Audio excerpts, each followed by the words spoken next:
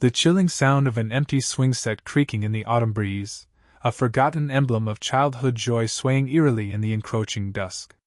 That was the lingering image for many in Salem, Oregon, in 1989, as the question echoed relentlessly. Where is Evelyn Marsh? A beloved figure, a cornerstone of the community, had vanished without a trace, leaving behind only questions and a profound sense of unease that would fester for decades. Evelyn Marsh was more than just a name on a school roster. She was the heart of the third-grade classroom at Northwood Elementary. Her days were a tapestry of vibrant chalk dust, the excited chatter of 7- and 8-year-olds, and the quiet satisfaction of shaping young minds. Every morning, her perfectly coiffed auburn hair would catch the glint of the rising sun as she walked the familiar route to school, often stopping to greet neighbors and offer a kind word. Her passion for teaching was palpable. She saw potential in every child, nurturing curiosity with a gentle hand and an encouraging smile. She lived a simple, dedicated life, devoted to her students and her craft, earning her a revered place in the quiet, tree-lined streets of Salem. She was the kind of person you could set your watch by, dependable, predictable in the most comforting way. Her routine was a rhythm, a steady beat in the town's pulse. Salem, Oregon, in 1989, was a picture of idyllic American small-town life. Nestled in the Willamette Valley, it was a place where doors were often left unlocked, children played freely until the streetlights came on, and community bonds were strong and visible. The biggest news headline usually involved local high school sports, or the annual Cherry Festival. It was a place that felt safe, secure, almost insulated from the darker currents of the outside world. The autumnal air was crisp, carrying the scent of fallen leaves and wood smoke, promising cozy evenings and pumpkin spice. This was the backdrop against which Evelyn Marsh's life unfolded, a seemingly tranquil stage for the unimaginable. The fateful night began like any other Tuesday. November 7, 1989, saw Evelyn in her classroom, meticulously arranging student portfolios, preparing for parent-teacher conferences. She had a full roster, a testament to her dedication and the parents' desire to connect with her. Her final appointment was with the parents of young Tommy Miller, scheduled for 7:30 p.m. Witnesses saw her, her usual warm self, engaging in earnest conversation, offering insights into their children's progress, and sharing her infectious enthusiasm. The meeting concluded, and Evelyn was seen tidying her desk, ready to lock up for the night. This was her last confirmed public appearance, the final moment a reliable trace of Evelyn Marsh existed. Her absence wasn't immediately alarming. The next morning, a substitute was called when Evelyn didn't arrive for homeroom. At first, colleagues assumed a sudden illness, a forgotten appointment. Evelyn was meticulous, never one to miss work without notice. But as hours stretched into the afternoon, and her phone went unanswered, a quiet unease began to ripple through Northwood Elementary. Her principal, a close friend, expressed initial concern, describing it as unlike Evelyn. By evening, that unease had curdled into outright alarm. Her car, a modest blue sedan, was still in the school parking lot. Her apartment was empty, undisturbed, with no sign of forced entry or hurried departure. Her purse, wallet, and keys were all gone, suggesting she had left willingly, but the lack of communication, the complete silence, was chilling. The immediate aftermath was a frantic flurry of activity. Friends, colleagues, and concerned parents initially launched their own search. Calling hospitals, checking local hangouts, walking the streets near her apartment and the school. The Salem Police Department swiftly joined, deploying officers to canvass the neighborhood, interview everyone who had seen her that Tuesday evening, and search the surrounding areas. The air was thick with whispered theories and desperate hope, fueled by the stark reality that a beloved member of their community had simply vanished into the crisp November air. Every passing minute without news felt like a lifetime, each unanswered question deepening the terrifying mystery. Before we dive deeper into this chilling mystery, hit that subscribe button and ring the notification bell so you don't miss our next case. The desperate hope quickly gave way to a chilling realization: this was no ordinary missing person case. The initial searches, however extensive, yielded absolutely nothing. No trace of Evelyn, no discarded personal items, no witnesses who saw anything suspicious after she left the school. The meticulous teacher, who meticulously planned every lesson and every day, wouldn't simply disappear. The police department, initially treating it as a standard disappearance, soon shifted their focus. The lack of any explanation, coupled with her stable life and deep community ties, led investigators to consider a far more sinister possibility. Evelyn Marsh had likely been abducted. The transition from concern to outright fear was palpable, a cold knot forming in the collective stomach of Salem. The shock and fear that gripped the town were profound. Evelyn Marsh was not a recluse or someone prone to taking off. She was the embodiment of stability and community spirit. Her disappearance shattered the illusion of safety that Salem had long cherished. Parents double-checked locks, children were walked to school, and a quiet anxiety settled over what was once a peaceful community. The friendly waves and casual conversations in the streets were replaced by hushed whispers and suspicious glances. If Evelyn, a respected teacher, could vanish without a trace from their quiet town, who was truly safe? The perception of Salem as an impenetrable haven against the world's dangers crumbled, replaced by an unsettling vulnerability. Early theories and red herrings abounded. Was she a runaway? Impossible, her friends and colleagues insisted. Evelyn lived for her job, her students, and her small, well-ordered life. An accident? Extensive searches of local waterways and wooded areas came up empty. Had she met with foul play at the hands of a stranger? Or perhaps someone she knew? The rumor mill churned relentlessly, speculating about jilted lovers, disgruntled parents, even a secret life Evelyn might have harbored. Each promising lead, each whisper of a sighting, was meticulously investigated by the Salem Police Department, but time and again, they led to dead ends, further deepening the mystery. A blurry photograph from a convenience store camera, initially thought to be Evelyn, turned out to be an entirely different woman, sending investigators back to square one. Leading the charge was Detective Robert Miller, a seasoned officer with a reputation for tenacity. He was joined by Detective Sarah Jenkins, a sharp, analytical mind new to the Major Crimes Unit. Their challenge was immense: a seemingly perfect victim, no apparent motive, and an utter absence of concrete evidence. The school, Evelyn's apartment, her car, all were scoured for clues, but revealed nothing conclusive. Fingerprints were taken, but none stood out. Potential witnesses were re-interviewed countless times, their memories picked apart for any overlooked detail.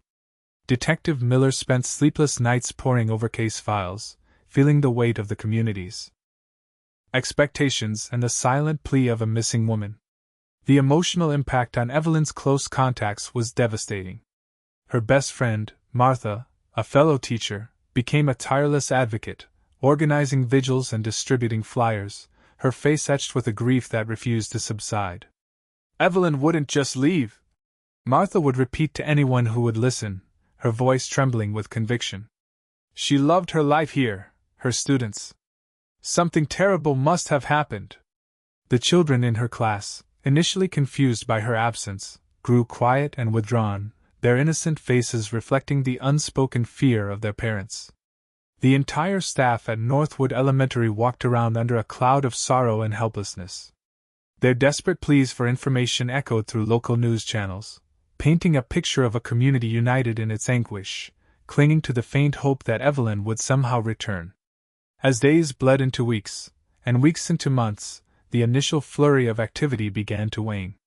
The posters of Evelyn Marsh, once pristine, started to fray at the edges, their colors fading in the Oregon rain. The police department, despite their best efforts, had exhausted every available lead. The news cycles moved on, though Evelyn's story remained a haunting presence in Salem. The task force dwindled, the daily updates ceased, and the initial, fervent hope began to dim, replaced by a grim acceptance. Evelyn Marsh's case, once a hot pursuit, slowly, agonizingly, transitioned into the dreaded category of a cold case, a file gathering dust, its pages holding the unanswered questions of a woman who simply vanished into the abyss of 1989. The grim reality of a case gone cold quickly settled like a perpetual winter over the investigation into Evelyn Marsh's disappearance. For the Salem Police Department, it meant the active, daily pursuit of leads had ceased. The case files, once vibrantly alive with fresh tips and witness statements, slowly retreated into the dusty archives, becoming a testament to unanswered questions. Leads dried up, potential witnesses moved away or passed on, and the initial fervor of the search gradually faded into the quiet hum of routine police work. For many, including some of the initial investigators, hope dwindled to a flicker, then to almost nothing, succumbing to the relentless passage of time. The resources allocated to Evelyn's case were rechanneled into more recent, solvable crimes, leaving her story largely untouched and open-wound in the town's collective memory. Yet, despite the official designation of cold case, a stubborn ember of hope refused to be extinguished completely. For Evelyn's closest friends, particularly Martha, and a handful of dedicated former colleagues, letting go was simply not an option. They carried the torch of remembrance, refusing to allow Evelyn Marsh's name to be forgotten, unwilling to believe that she would simply cease to exist. Martha became a quiet, persistent force, a reminder to anyone who would listen that Evelyn was still missing, that someone out there knew something. She kept a small, framed photo of Evelyn on her desk, a silent promise to her friend that she would never give up. This enduring dedication, a testament to Evelyn's impact on their lives, became the unofficial heartbeat of the cold case, a subtle pressure on the community and, occasionally, on law enforcement, to revisit the past. Annual memorials and remembrances became a poignant ritual in Salem. Every November 7th, a small gathering would form at the Northwood Elementary School gates, a silent vigil held under the dim, often rainy, Oregon sky. Candles would be lit, faded photographs of Evelyn Marsh would be clutched in trembling hands, and stories of her warmth, her infectious laugh, and her unwavering dedication to her students would be quietly shared. These gatherings, though small, served a crucial purpose. They kept Evelyn's story alive. They reminded the community that she was not just a statistic, but a woman deeply loved and profoundly missed. The local newspaper would often run a small piece, a somber anniversary reminder, ensuring that even as the official investigation slowed to a near halt, Evelyn Marsh remained a presence, a whispered lament in the consciousness of Salem. As decades began to accumulate, so too did the layers of speculation and rumor surrounding her disappearance. The small-town grapevine, ever active, wove intricate and often contradictory narratives. Some whispered of a secret lover, a hidden life Evelyn might have been leading that finally caught up to her. Others darkly suggested a disgruntled parent from the school, someone Evelyn might have crossed paths with in a professional capacity. There were even more outlandish theories: occult abduction, a random act of violence by a transient passing through town during the cherry harvest. These theories, fueled by fear and a desperate need for answers, circulated in hushed tones over coffee, in grocery store aisles, and at community gatherings. They were never proven, never substantiated, but they kept the ghost of Evelyn Marsh haunting the edges of Salem's daily life. Meanwhile, unbeknownst to most, the world outside Salem was rapidly changing. Forensic science, a nascent field in 1989, was undergoing a revolutionary transformation. DNA analysis, then in its infancy, was becoming an increasingly powerful tool. Fingerprint identification techniques were being refined, creating larger, more searchable databases. Digital archiving was replacing paper files, making cold case review more efficient. Technologies that seemed like science fiction in the late 80s were becoming standard investigative procedures. Though Evelyn's case remained dormant, these advancements were quietly building the foundation for a future when the faded evidence from 1989 might finally yield the secrets it had so stubbornly guarded. The stage was being set, decades in the making, for a potential breakthrough that no one in Salem had dared to dream of. The silent groundwork laid by technological advancements over decades finally began to bear fruit in the early 2010s, ushering in a new era for Salem's cold cases. A fresh generation of investigators, unfettered by the frustrations and dead ends of the past, brought a renewed vigor and a different perspective to the dusty archives. Detective Anya Sharma, newly assigned to the cold case unit, was a meticulous researcher with a keen eye for overlooked details and a deep understanding of modern forensic capabilities. Unlike the initial detectives who operated in an analog world, Sharma was adept at navigating digital databases and collaborating with state-of-the-art forensic labs. Her team, a small but dedicated group, was tasked with systematically reviewing all unsolved homicides and long-term missing persons cases from Oregon, and Evelyn Marsh's file, thick with newspaper clippings and faded reports, was among the first they pulled. The re-examination of Evelyn's case was a painstaking, methodical process. Detective Sharma approached the original investigation with a critical yet respectful eye, acknowledging the limitations of 1989 policing while searching for any thread that might have been lost in translation or simply lacked the technology to be fully understood. Every single page of the original paper file was digitized, cross-referenced, and analyzed using modern software. Witness statements were reread, not just for content, but for subtle inconsistencies or emotional cues that might have been missed. The initial crime scene photos, once grainy and flat, were digitally enhanced, revealing textures and shadows that had been invisible to the naked eye. Sharma believed that the answers weren't necessarily new, but hidden within the old, waiting for the right tools to reveal them. It was during this meticulous re-examination that a specific piece of evidence from the original investigation finally began to yield its secrets. Among the items meticulously catalogued from Evelyn's classroom desk in 1989 were a few smudged fingerprints on a forgotten lesson plan, prints that had been dutifully lifted and catalogued but had yielded no match in the rudimentary databases of the time. These prints, now digitally scanned and uploaded into the National Automated Fingerprint Identification System, were rerun. For years, they had remained silent, an enigma. But the expanded AFIS database, continually fed with new criminal records, along with more sophisticated comparison algorithms, finally produced a hit. It wasn't Evelyn's. It was a partial print, previously unidentified, belonging to someone who had been in that classroom. The aha moment, when it came, was not a dramatic burst of insight, but a quiet, almost understated confirmation from the forensic lab. The partial fingerprint belonged to a man named Arthur Bellamy. Bellamy was a local handyman who had done occasional maintenance work at Northwood Elementary in the late 1980s. More significantly, his name was not among the original list of individuals interviewed at length, nor was he noted as having been at the school on the evening of Evelyn's disappearance. He had been briefly mentioned by a janitor as someone who might have been in the school earlier that week, but nothing tied him directly to Evelyn's classroom on that fateful Tuesday. This overlooked detail, combined with the forensic match, immediately reignited the investigation, transforming it from a cold case review into an active pursuit. The pressure on Detective Sharma and her team was immense. To finally have a concrete lead after 30 years was both exhilarating and terrifying. The community, having lived with the ghost of Evelyn Marsh for so long, had learned to temper hope with deep skepticism. Sharma knew that any misstep could shatter the fragile trust that had just begun to form. The delicate balance involved not just finding answers, but building a case that could withstand the scrutiny of time, memory, and a modern courtroom. Every step had to be carefully considered, every new piece of evidence meticulously documented, as they began to unravel the threads connecting Arthur Bellamy to the vanishing of Evelyn Marsh, a mystery that had haunted Salem for far too long.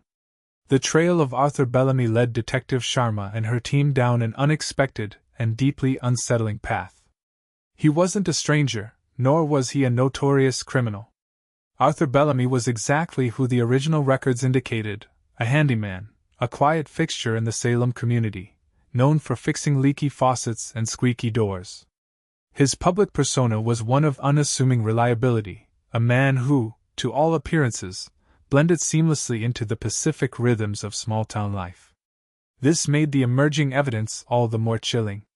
The fingerprint match was irrefutable, placing him inside Evelyn Marsh's classroom, not just sometime that week, but specifically at a time that contradicted his own vague recollections from 1989. His presence there, combined with the lack of any legitimate reason for him to be in her specific area of the school after hours, immediately painted a portrait far darker than the benign handyman everyone remembered. As the investigation deepened, the team began meticulously re-interviewing individuals from the original case file, focusing on anyone who had even a tangential connection to Bellamy. Old records revealed that Bellamy had indeed been at Northwood Elementary on the day of Evelyn's disappearance, performing minor repairs in the school library. He had claimed to have left shortly after the school day ended. However, new interviews with former staff members, whose memories were jogged by specific details, hinted that Bellamy often lingered, sometimes after hours, ostensibly to finish tasks or just to avoid rush-hour traffic. One retired janitor, his memory now clearer, recalled seeing Bellamy's beat-up pickup truck still in the parking lot much later than he'd initially stated, well past the time most staff had left, and indeed, around the time Evelyn Marsh would have been concluding her conferences. The trail of evidence began to meticulously weave a damning tapestry. Further forensic re-examination of the classroom, though decades later, focused on microdebris and latent traces. Advanced luminol testing on areas previously deemed clean revealed faint, almost invisible, blood spatter patterns consistent with a struggle, hidden within the grain of the wooden floorboards. While too degraded for DNA analysis, it corroborated the theory of a violent encounter. Additionally, a tiny, almost microscopic fiber, caught in the seam of Evelyn's desk drawer, which had been overlooked in 1989, was now analyzed. It was an uncommon synthetic blend consistent with the type of work overalls Arthur Bellamy was known to wear. Piece by painstaking piece, the puzzle was coming together, and every new fragment pointed unequivocally to the quiet handyman. Building the case after so many decades was a monumental undertaking, demanding precision and an almost obsessive attention to detail. Detective Sharma understood that the defense would aggressively challenge the age of the evidence, the chain of custody, and the reliability of decades-old memories. Every original piece of evidence was recatalogued, its history documented from the moment of its collection to its current state. New evidence, like the fiber and the re-examined fingerprint, was subjected to rigorous, multiple lab verification. The prosecution team worked closely with the investigators, carefully constructing a narrative that was not only compelling but legally unassailable. They recognized that this wasn't just about solving a cold case. It was about delivering justice that had been delayed for 30 years, and for that, their foundation had to be ironclad. The why remained the most elusive and disturbing piece of the puzzle. Arthur Bellamy, appearing so ordinary, offered no obvious motive for such a heinous act. He had no known history of violence, no prior criminal record that would suggest such a dark capability. But as investigators delved deeper into his past, a different, more troubling picture began to emerge. Interviews with former acquaintances, initially reluctant to speak, slowly revealed a pattern of suppressed anger, a history of feeling slighted, particularly by women in positions of authority. There were whispers of unsettling interactions, veiled threats dismissed at the time as eccentricities. The team theorized that Evelyn Marsh, a woman of strength and conviction, might have inadvertently triggered a deeply buried rage within Bellamy, perhaps during a brief, seemingly innocuous interaction that evening. The motive wasn't grand or complex, it was disturbingly mundane, rooted in a twisted sense of resentment and a sudden, violent impulse that had remained hidden for far too long. The culmination of Sharma's meticulous work exploded into Salem with the sudden, almost surreal, arrest of Arthur Bellamy. It happened on a quiet Tuesday morning, 3 decades to the day after Evelyn Marsh vanished. Detectives armed with an arrest warrant approached Bellamy's modest home on the outskirts of town. He was in his garden, tending to his prize-winning roses, a picture of domestic tranquility. The community watched, stunned, as the familiar figure, the unassuming handyman, was led away in handcuffs. The shockwaves reverberated instantly. Salem, a town accustomed to annual memorials for Evelyn, was now confronted with a living, breathing suspect, a man who had walked among them, served on local committees, and exchanged pleasantries for 30 years. The sense of betrayal was profound, a knife twisting in the heart of a community that prided itself on knowing its own. The community's reaction was a maelstrom of conflicting emotions. Relief, a powerful current of long-awaited justice, surged through many. Finally, an answer, a tangible target for their decades of grief and unanswered questions. But this relief was deeply intertwined with disbelief. Arthur Bellamy? The man who fixed Mrs. Henderson's fence, volunteered at the church bazaar, whose grandkids went to Northwood Elementary? How could such an ordinary, seemingly harmless man be capable of such a monstrous act? Anger simmered, directed not just at Bellamy, but at the decades of silence, the lost years, the failure to see what was now, in hindsight, becoming painfully clear. And underneath it all, a deep, pervasive sorrow, for Evelyn, for the lost innocence of Salem, and for the chilling realization that evil could wear such a benign, familiar face. Many knew Bellamy, had shared a cup of coffee, or a fleeting conversation. The trust fundamental to small-town life had been irrevocably shattered. The revelation of Arthur Bellamy's precise connection to Evelyn Marsh made the crime even more disturbing, chilling the community to its core. He wasn't just a random handyman. His work schedule often overlapped with Evelyn's presence at the school. While the initial motive remained speculative, the prosecution would later argue it wasn't a premeditated abduction, but an opportunistic act, a sudden, violent outburst. Bellamy's presence in the school at the time of Evelyn's last known conference wasn't accidental. He was often there doing odd jobs. He had been in and out of her classroom multiple times that week, ostensibly to fix a sticking window. What transpired on that fateful evening, after the last parent had left and the school quieted, remained the gruesome heart of the mystery, but the pieces now fit together with terrifying clarity: a trusted presence, an isolated victim, and a sudden, unspeakable act. The initial court proceedings were swift and stark. Bellamy was arraigned in a packed courtroom, his face impassive, almost vacant, as the charges were formally read. Murder in the first degree, kidnapping. He pleaded not guilty, a defiant whisper against the weight of 3 decades of silence, and the emerging mountain of evidence. This brought the case, once a faded memory, roaring back into the public eye, not just in Salem, but across the nation. The sight of Bellamy, an ordinary man accused of an extraordinary crime, made for compelling, unsettling television. Evelyn Marsh's story, once confined to local news archives, was resurrected, her serene face once again gracing newspaper front pages and television screens. The media frenzy was immediate and intense. Journalists descended upon Salem, eager to capture the raw emotions of a town grappling with a shocking truth. Camera crews lined the streets outside Bellamy's house and the courthouse. Every detail, from Bellamy's gardening hobby to the faded pictures of Evelyn Marsh, became fodder for round-the-clock news cycles.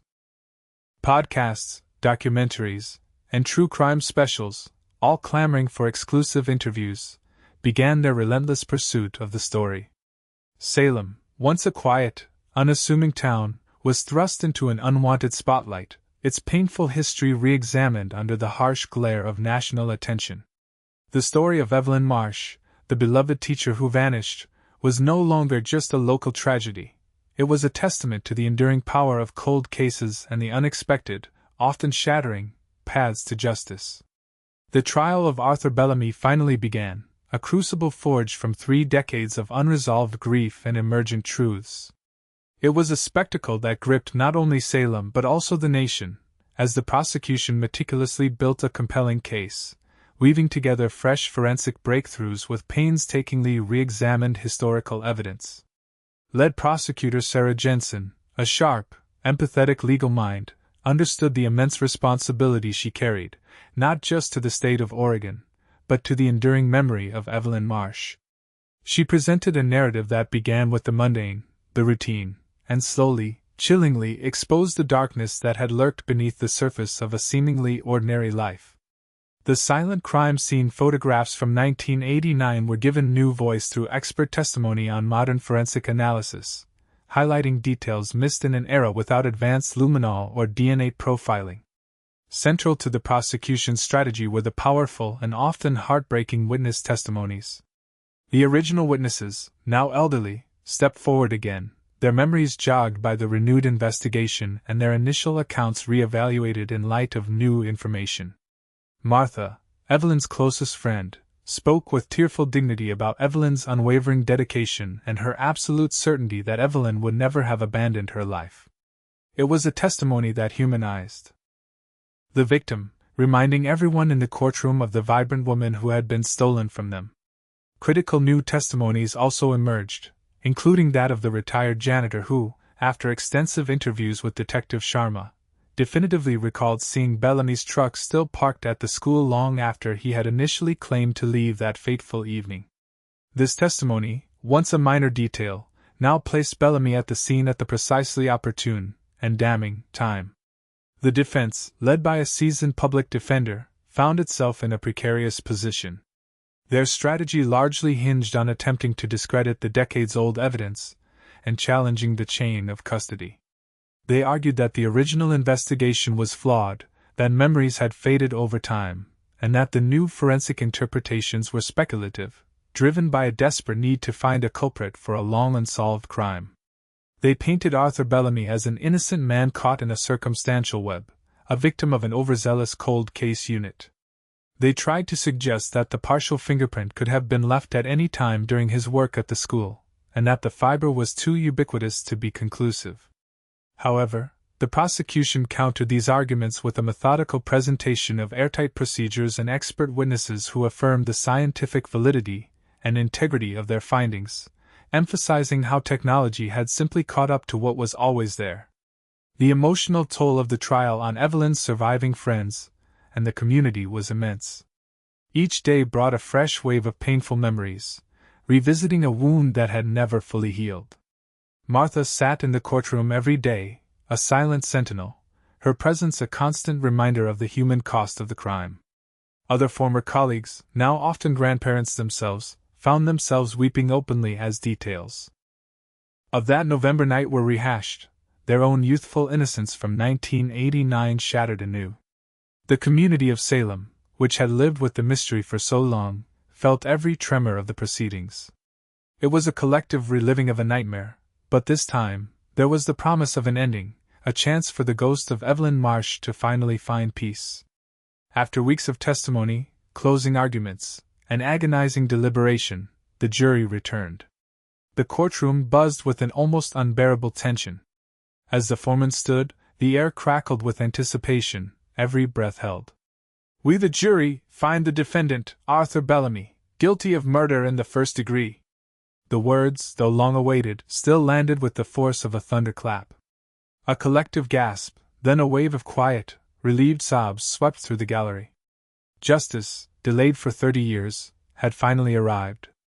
The verdict brought an overwhelming, undeniable sense of closure, not just for Evelyn Marsh's friends and family, but for an entire community that had carried the weight of her disappearance for far too long. The ghost of 1989 could finally begin to rest. The conviction of Arthur Bellamy marked the definitive end of the legal battle and the search for answers that had consumed Salem for decades. Sentencing followed swiftly, with Bellamy receiving a life sentence without the possibility of parole, a just recompense for the life he had so cruelly taken and the decades of suffering he had inflicted upon a community.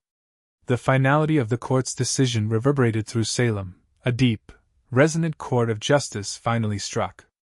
Evelyn Marsh, once a symbol of an enduring mystery, became a symbol of justice achieved, even if belatedly. The prison walls that now confined Bellamy were, in a profound sense, also a sanctuary for the tortured memories of so many. The impact of this closure, even after 30 years, was profound and transformative. For Martha, Evelyn's steadfast friend, it was as if a heavy cloak of grief and uncertainty had finally been lifted.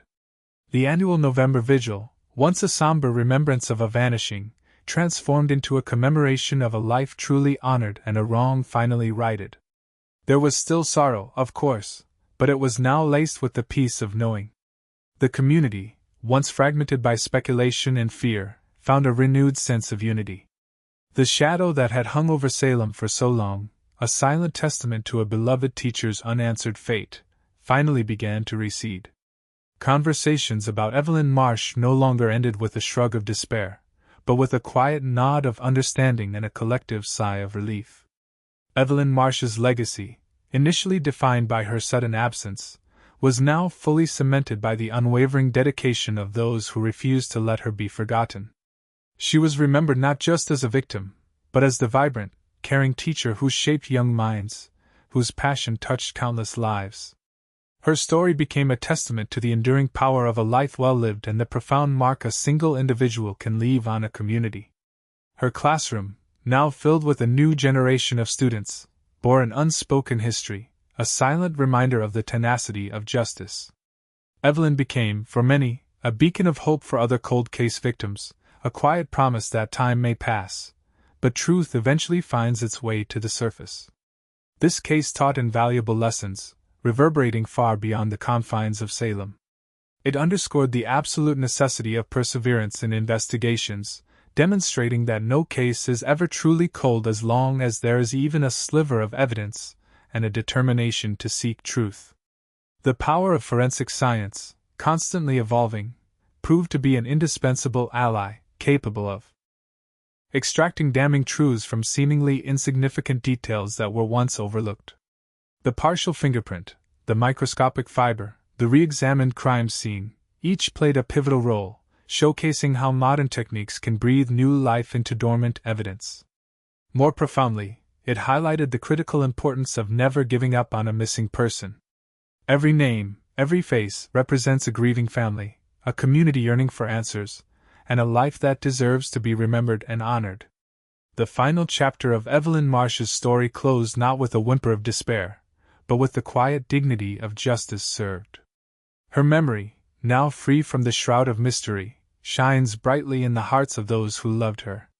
She rests, finally at peace, a testament to the enduring spirit of human connection, the relentless pursuit of truth, and the unwavering belief that some wrongs, no matter how long they fester, will ultimately be made right. The quiet streets of Salem, once haunted by her absence, now hum with the quiet resolution of a story finally told, a life fully accounted for, and a community healed. What are your thoughts on this incredible breakthrough? Let us know in the comments below. And if you found this story compelling, be sure to subscribe, and click here for another deep dive into an unsolved mystery.